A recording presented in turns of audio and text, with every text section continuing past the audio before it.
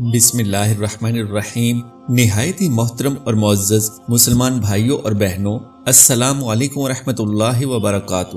5 کام جن کی وجہ سے آج ہر بندہ پریشان نظر آتا ہے، طرح طرح کی مصیبتوں، مشکلوں اور پریشانیوں میں مبتلا نظر آتا ہے۔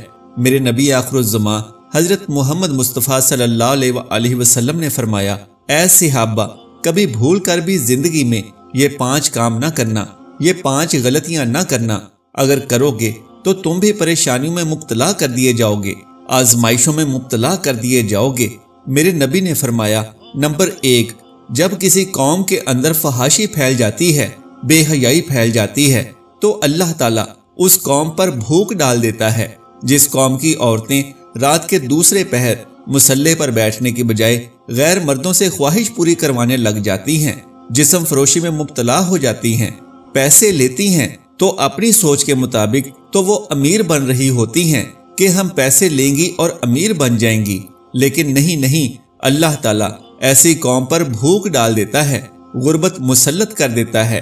تو جس قوم پر اللہ بھوک ڈال دے تو پھر اس قوم کا ہر بندہ، چاہے امیر ہو یا غریب ہو، ہر وقت پریشان نظر آتا ہے۔ میرے جوانوں، اگر تم بھوک کو ختم کرنا چاہتے ہو، غربت کے اندھیروں سے نکلنا چاہتے ہو، تو سب سے پہلے سر سے لے کر پاؤں تک ہمیں محمدی بننا پڑے گا۔ میرے نبی صلی اللہ علیہ وآلہ وسلم نے فرمایا، ایسا نہیں ہونا چاہیے کہ کوئی تم سے پوچھے کہ تم کون ہوتے ہو اور تمہیں بتانا پڑے کہ میں مسلمان ہوں، کیونکہ ہمارے مذہب کے خانے میں اسلام لکھا ہوا ہے، تو فرمایا گیا کہ کسی کو پوچھنا بھی نہ پڑے اور تجھے بتانا بھی نہ پڑے۔ تیرا طرز زندگی، تیری معاشرت اور تیرا حلیہ اور کردار ایسا ہونا چاہیے کہ جب تو دور سے آ رہا ہو اور کوئی دیکھے تو بے ساختہ کہے کہ یہ کوئی عام بندہ نہیں بلکہ یہ محمد عربی صلی اللہ علیہ وآلہ وسلم کا غلام آ رہا ہے۔ محترم ناظرین، اگر اپنے ملک سے غربت، بھوک اور افلاس ختم کرنا چاہتے ہیں تو سب سے پہلے ہمیں اپنے ملک سے بے حیائی کو ختم کرنا ہوگا، فحاشی و عریانی کو ختم کرنا ہوگا۔ میرے نبی صلی اللہ علیہ وآلہ وسلم کے سچے امتی جس جگہ سے گزرتے ہیں، وہاں سے بے حیائی کا جنازہ اٹھتا نظر آتا ہے۔ میرے نبی صلی اللہ علیہ وآلہ وسلم کا ایک امتی جس کا نام بایزید بسطامی رحمۃ اللہ علیہ تھا، تو ان کے علاقے میں ایک طوائف نے آ کر ڈیرا ڈال دیا۔ وہ ناچتی تھی، گاتی تھی، لوگوں کی خواہش پوری کرواتی تھی اور اس نے جوانوں کی زندگی برباد کر رکھی تھی۔ تب ایک شخص حضرت بایزید بسطامی کے پاس آیا اور کہا، اے بزرگ، آپ اتنے بڑے اللہ کے ولی ہیں، نیکوکار ہیں، جبکہ آپ کے علاقے میں یہ بے حیائی کا کام ہو رہا ہے، حیا کا جنازہ نکلتا جا رہا ہے اور بے حیائی عروج پر ہے، اور آپ خاموش بیٹھے ہیں۔ تو اللہ کے ولی تھوڑی دیر سوچتے رہے اور پھر فرمایا، اے بندے، جاؤ اور اس عورت سے پوچھو کہ ایک بوڑھا شخص تم سے اپنی خواہش پوری کروانا چاہتا ہے، کتنے پیسے لوگی؟ جب اس عورت سے پوچھا گیا تو اس نے اپنے وقت کے حساب سے ایک بہت بڑی رقم کا مطالبہ کر دیا۔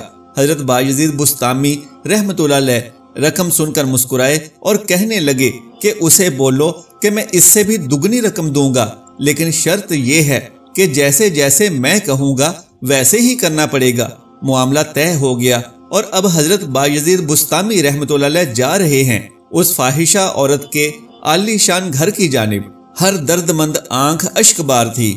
یہ منظر دیکھ کر لوگ رو رہے تھے اور فریاد کر رہے تھے کہ اے مالک، ایک ہی تو نیک اور پرہیزگار انسان ہے ہمارے علاقے میں، اگر یہ بھی فاحشہ کے راستے پر چل پڑا تو ہم کہاں جائیں گے؟ لیکن قدرت کو کچھ اور ہی منظور تھا۔ حضرت بایزید بسطامی اس عورت کے کمرے میں گئے اور وہ بن سنور کر حضرت صاحب کے سامنے پیش ہوئی تو حضرت نے فرمایا، خاتون، اس طرح نہیں، جیسے میں کہوں گا ویسے کرو، جاؤ پہلے غسل کر کے آؤ۔ کہنے لگی، اگر میں ایسا کروں گی تو میرا قیمتی بناؤ سنگار ختم ہو جائے گا۔ فرمایا، یہ معاملہ طے ہو چکا ہے کہ دگنی رقم دوں گا، لیکن جیسے میں کہوں گا ویسے ہی کرنا پڑے گا۔ حضرت بایزید بسطامی کے کہنے پر وہ عورت گئی اور 3 بار غسل کر کے اور پھر 3 بار وضو کر کے واپس آئی۔ حضرت بایزید بسطامی نے مصلی بچھایا اور فرمایا، اب میرے پیچھے کھڑی ہو جا، جیسے میں کرتا جاؤں ویسے ہی کرتی جا۔ حضرت بایزید بسطامی نے 2 رکعت نماز نفل ادا کرنے کی نیت کی उस औरत ने भी ऐसा ही किया। फिर आपने क़ियाम में हाथ बांधे, उस औरत ने भी हाथ बांध लिए। फिर आपने रुकू किया तो उसने भी किया। फिर सजदे में गए तो औरत भी सजदे में थी। सजदे में रो पड़े और इल्तिजा की, ऐ मेरे अल्लाह, इस औरत को यहाँ तक लाना मेरा काम था, अब आगे इसकी किस्मत चमकाना तेरा काम है। अल्लाह अकबर।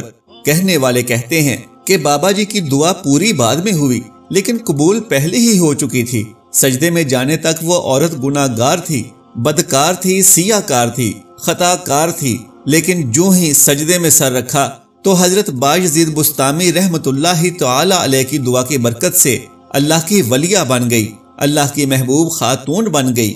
और कहने वाले कहते हैं फिर उस खातून ने सारी जिंदगी अल्लाह की इबादत में गुजार दी, सारी जिंदगी सजदे करने में गुजार दी, और कहती कि जो लुत्फ और जो मजा अल्लाह के सामने सजदा करने में है, दुनिया की किसी और चीज में ये लुत्फ नहीं है। मोहतरम नाजरीन, मेरे नबी ने फरमाया, जहाँ फहाशी फैल जाए वहाँ अल्लाह गुर्बत और भूख डाल देता है। अगर आप चाहते हैं कि गुर्बत खत्म हो जाए, भूख इफलास खत्म हो जाए, तो खुदारा सोशल मीडिया पर तिलावत कुरान सुना करो, उलमा के बयान सुना करो, नेकी की बातें सुना करो और नेकी फैलाने वाले बन जाओ। फहाशी खत्म करो, बेहयाई खत्म करो, गुर्बत खुद ब खुद खत्म हो जाएगी। अल्लाह ताला हमारे मुल्क में बरकत अता फरमाएगा।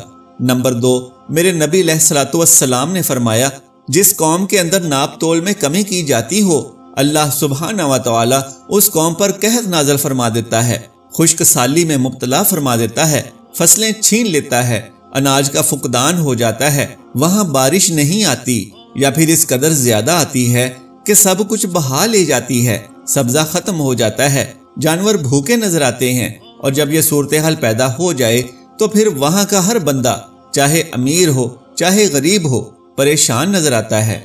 किस कदर खूबसूरत तालीमात हैं हमारे इस्लाम की। फरमाया गया, जब तोलने लगो तो ना कम तोलो ना पूरा तोलो, बल्कि थोड़ा ज्यादा तोलो, यानी जब देने लगो तो थोड़ी ज्यादा चीज दो, इससे तुम्हारे मालो जान में अल्लाह बरकत अता फरमाएगा। मुसलमानों, अगर तुम तरह तरह की मुसीबतों से और परेशानियों से बचना चाहते हो तो खुदारा कभी नाप तोल में कमी न करना।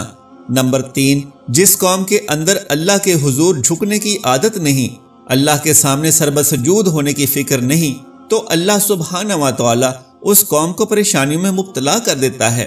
गौर करें कि आज हमारे इलाके में मौजूद बेशुमार मसाजिद खाली पड़ी हैं, जबकि होटल आबाद हैं, तफरीही मुकामात लोगों से भरे पड़े हैं, सिनेमा घर आबाद हैं, वीरान हैं तो बस अल्लाह के घर वीरान हैं।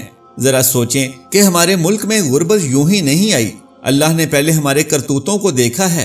हमारी मसाजिद में पड़ी खाली चटाइयाँ नमाजियों को बुला रही हैं, अलमारियों में पड़े कुरान पाक पढ़ने वालों के लिए मुंतजिर हैं।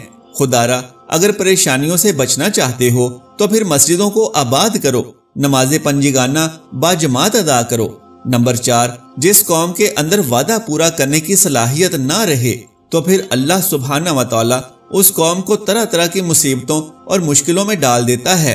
और नंबर 5, जिस कौम में झूठ आम हो जाता है, बात बे बात झूठ बोलने की आदत आम हो जाती है, तो फिर उसका अंजाम यही होता है कि उसका हर छोटा बड़ा शहरी, हर अमीर गरीब, हर मर्द औरत परेशान दिखाई देते हैं।